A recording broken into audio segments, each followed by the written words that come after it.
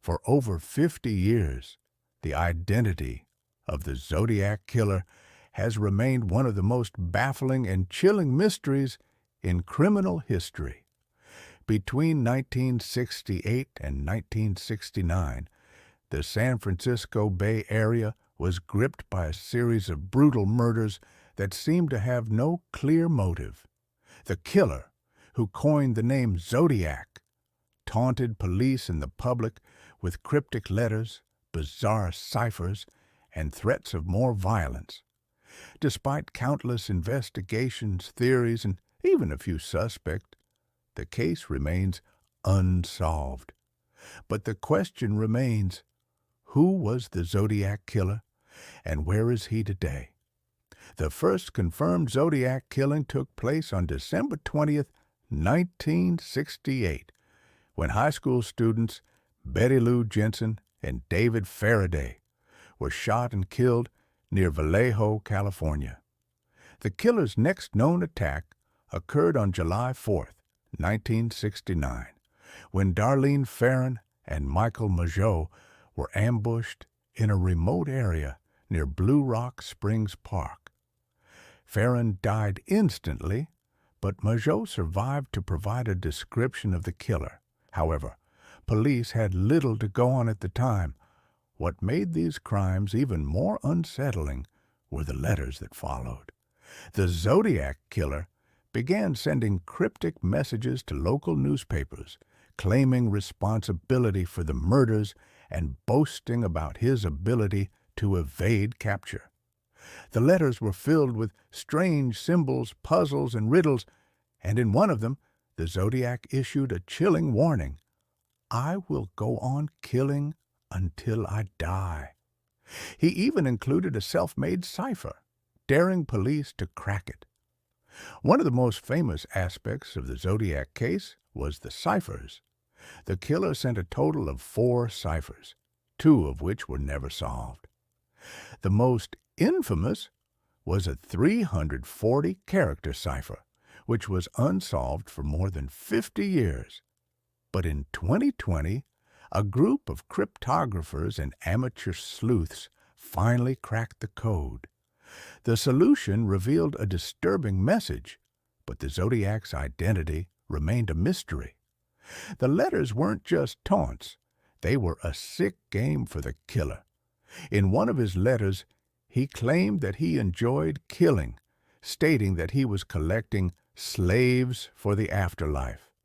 He wrote, "I am the killer of the teenagers and the ones who are to be next." These cryptic and threatening messages made the Zodiac's reign of terror even more terrifying, as no one knew when or where he would strike next. The Zodiac's killing spree continued with his infamous attack at Lake Berryessa on September 27, 1969. The killer approached 2 young lovers, Brian Hartnell and Cecilia Ann Shepard, who were relaxing by the lake. Wearing an executioner's hood and a symbol resembling a cross, the Zodiac tied them up and demanded they take off their clothes. After stabbing them repeatedly, he etched the symbol of the cross circle onto Hartnell's car door. This was the same symbol he had used in his letters, marking his presence as though to leave a signature. Incredibly, Hartnell survived the attack and was able to provide a description of the killer. The sketch of the Zodiac was widely circulated, but it didn't lead to any solid leads. Later that year, on October 11, 1969, the Zodiac sent his most infamous letter to the San Francisco Chronicle.